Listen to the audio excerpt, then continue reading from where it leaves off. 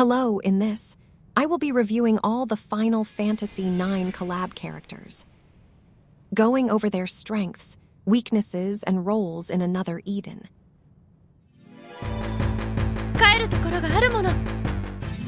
Shell and Protect. 50% party magic resistance and uses Protect in tandem. Float. 100% earth damage immunity for one move. Kuraga. Heals, cleanses, and status protection on party. Life. Heals party and revives backline members. Ramu. All damage buff, pain set, and thunder DPS move. Very long animation even inside AF.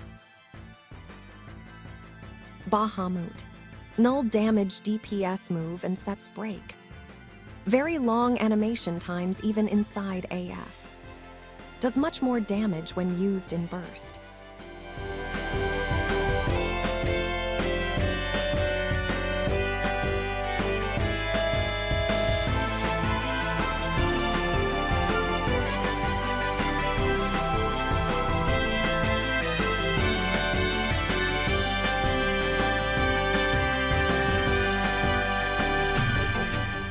My opinions on Garnet, supporting healer with some DPS.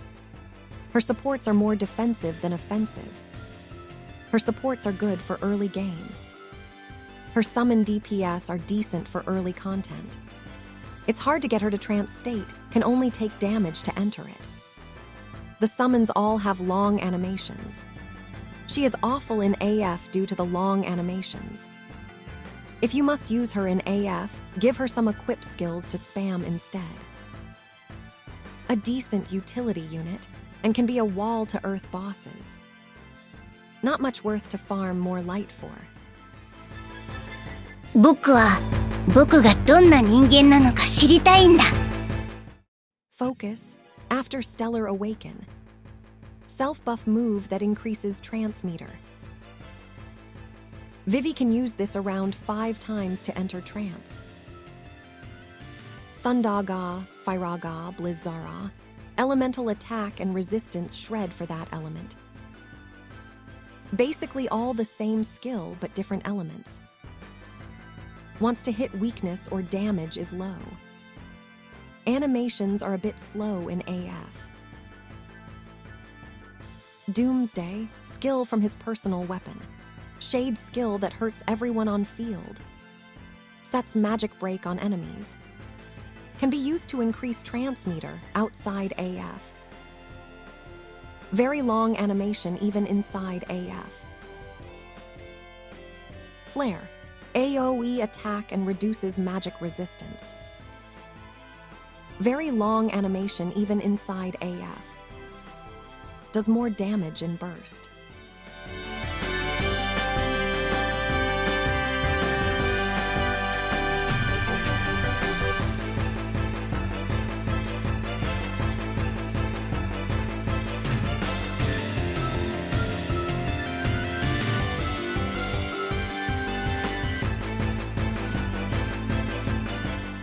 My opinions on Vivi. Multi-element weakness DPS. Has decent damage if able to hit weakness. Able to repeat attacks in trance. Unfortunately, unable to enter trance fast. Skills are also long to animate in AF, making Vivi bad for AF strategies. Decent DPS if able to hit weakness and outside AF. Not worth it to farm more shadow for, in my opinion.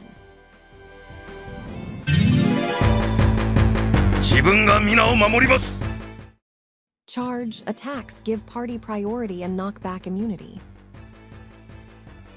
Dark Side. Attacks one but redirect all single target attacks to him. Magic Break. Debuffs intelligence, attacks again and debuffs power if in trance. Stock Break. AoE physical resistance shred.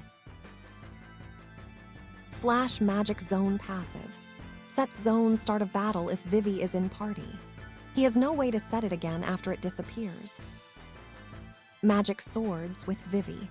changes basic attacks depending on spell Vivi uses. Vivi needs to be active in frontline to use these. Cover redirects AoE damage to him and does 2x damage.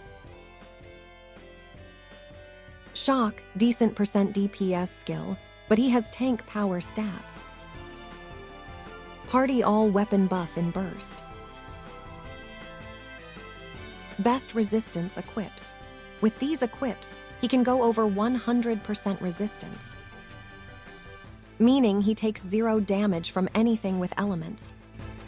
And given he can redirect most attacks to him, this effectively means the party is immune to all elements. Some of the equipments are pretty late game though.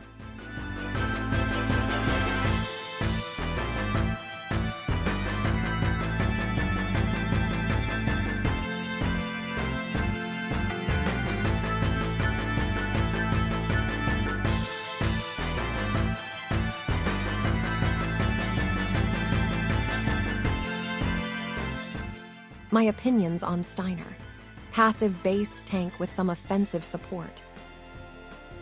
He is able to redirect nearly all damage to himself, and able to nullify elemental damages with equipment. This effectively means the party is immune to all elements. SPT gear also gives him some status immunity. Has party priority buff for speed control, with elemental, status, and knockback immunities. Main shortcoming be bad at tanking high fixed damage, which isn't too common. Another flaw being needing to farm equips for tanking. Also unable to debuff both stats at the same time, unless in trance. One of the best tanks in the game currently. Worth farming to 30 light and getting level 100. 誰かを助けるのに理由がいるかい? Trance and skill changes. He can enter trance easy and skills will change afterwards. Lucky 7. DPS skill that buffs party stats. Does more damage if current HP ends with 7. Soul Blade. Self-focus buffs if using his personal weapons. Annoy. Priority defensive debuffs and resistance shred. Swift-footed, able to dodge attacks if he starts turn at max HP. Dodge rate varies from 50% to 90% depending on speed. Can be used with cover, his other SPT skill to tank for the whole party. Needs level 96 to equip both skills for AoE tanking. Sacrifice. Fixed max HP damage to self and fully heals everyone else. Possible to not die by using hold ground. Stellar passive. Basic attack becomes priority and around 10 times stronger. Can equip AoE Grasta to use this for mob farm. Thievery. Attacks and enters trance in burst. Grand lethal, stellar skill in trance. His best DPS spam skill, even if weakened on consecutive use.